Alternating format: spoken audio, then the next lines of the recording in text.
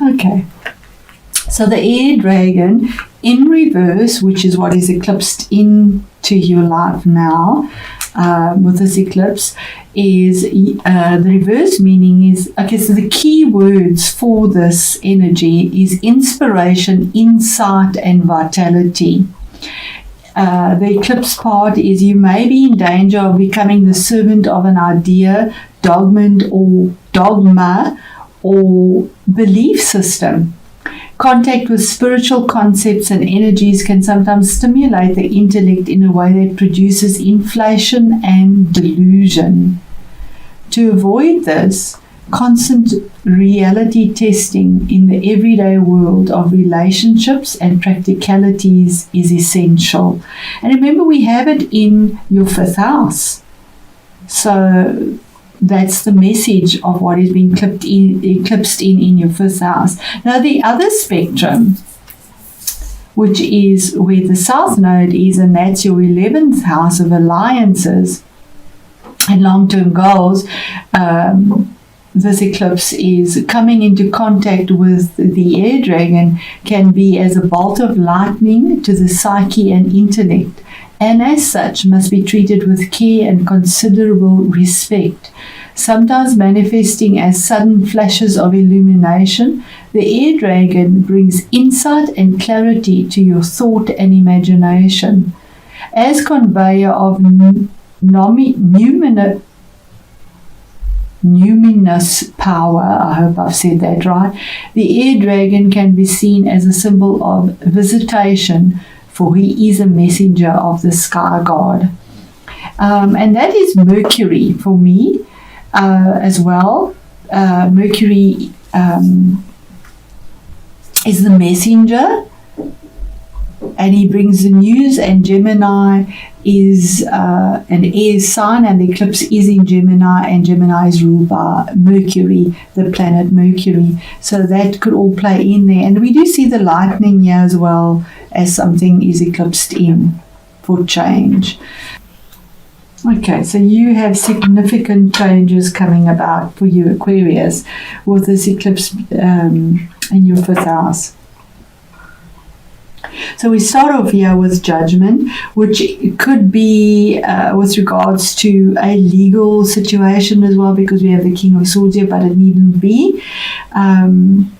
But judgment is a judgment that is made, a choice that is made. It's death and rebirth. Something has had to come to an end, and a choice was made, a judgment was handed out, and the calling is heard of whatever the judgment is that is made. This is something that has been there for a long time. It could be karmic justice as well, because it is a major arcana. And it's almost like you've been dead to self, or dead to your fun side, or emotionally.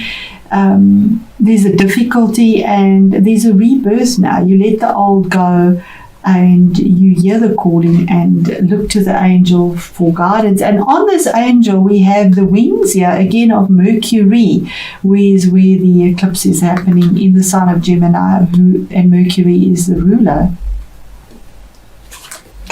Your next card is the King of Swords. Now, this is your energy. It's air energy, but it could be any of the other air energies as well.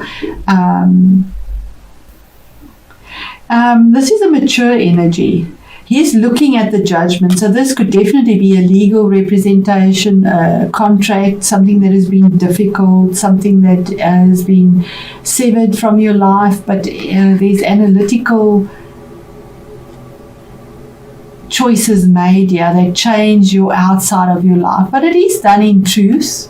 We have the blue here, and it is something that will endure. We have Saturn here in the background. So something that will have longevity, it will endure. It is mature, it is sincere, it is to the point. It can come across as ruthless because there's no emotion in swords. When we need to be reasonable or make a reasonable decision, we cannot put emotion in. Head and heart cannot go together. There are times when you need to just use the reason, without the heart, because they are so different. And if we look at this, the king is actually looking at the judgment, the choice that is made, that is, something has to end because it's dead, and for something new to rise up, to hear the calling. We move on to our next card, which is the Ace of Wands, for something brand new. This could be a relationship, definitely, or a work situation, or legal. It can be any. Jupiter. Jupiter and Saturn at the moment are in Capricorn, right at the top in a mundane level. That's your out, but it's at the top there, so your outward persona in a sense. But here's a new relationship. You have the 5th house lit. A new relationship that comes through, that is warm, fiery, a new project possibly. 5th house also deals with project, the mind, with abundance with Jupiter. Jupiter is in its fall, so it's not very happy where it is, but there is an opportunity that is brought through to bring something new. Ace of Wands, a new beginning, a new opportunity presented, wherever this area of yours is. But you seem to still be looking at some judgment that was made, that was significant. What Spirit is saying is that there is a sense of victory with a choice that is made. 7, it's a major arcana, the Chariot. You could be dealing possibly with a Cancerian or a Capricorn person as well. That's a possibility. But the Chariot is about victory over something that has been very contradictory. We see these two figures here, silver and gold, black and white, night and day, yes and no. They're very opposing choices, and they are there to bring about difficulty in a sense, because they're not moving, they're statues, and yet somehow via your persistence or perseverance, you manage to rein this energy in that is static, to move forward in this chariot, and to have the victory of forward movement. And the Chariot promises that victory. What is hidden and you're not aware of? Card number 15, which is 6 for a balance. There's something toxic in your life, something that is it's the shadow side, something that is not balanced, that you're tied to, that you are free to set yourself free from, but somehow there's some sort of security that you get from it at the cost of something. Normally it's emotional cost or financial cost or time cost. But there's manipulation, there is a lot of passion. It could be the passion keeping you in something. But it's also a sabotaging energy. It is the shadow side that is out of balance. Because it's the card of deceit or denial in a sense as well. And it's significant because it is a major arcana card and it's hidden. So you're not even aware of it, that you might be sabotaging yourself within a workplace, a relationship, a habit, wherever this falls for you. The challenge is coming to terms with some sort of immature energy with regards to emotions, or dealing with somebody that is immature. This is the card of possibly a child as well. You could be dealing with a child that is a emotional nature. It is cups, but it could be information or messages that you get, or that is challenging because it's your position of challenge, that is of an emotional nature, and you don't actually want to look at it. You've got it, you've received the message, the light is in the cup, but you're not even looking at it because you feel that it is insignificant, sadly. It is an offer that is given, maybe even an apology, but you're not focused on it. You're not really interested in it. But this is pinned to the Wheel of Fortune. It is the combination of a cycle. It's 10. It's the ending for a new beginning. Something has to end for something new to begin. You've got it on either side. Something ends for a new beginning, but there's victory there. This is fate and destiny. Something was pinned to this wheel, and as the wheel turns, so does our fate and destiny turn. I mean, life is a roller coaster. It's up and down, and the wheel is turning for the better. Something is finished, culminated, done, for something new to come up, and you are moving into a better position of where you are. It could be with regards to a relationship, finances, work, investments. It is the Wheel of Fortune, the Wheel of Fate. And possibly by the next solar eclipse, this could be the change in the destiny, although this is a reading for November.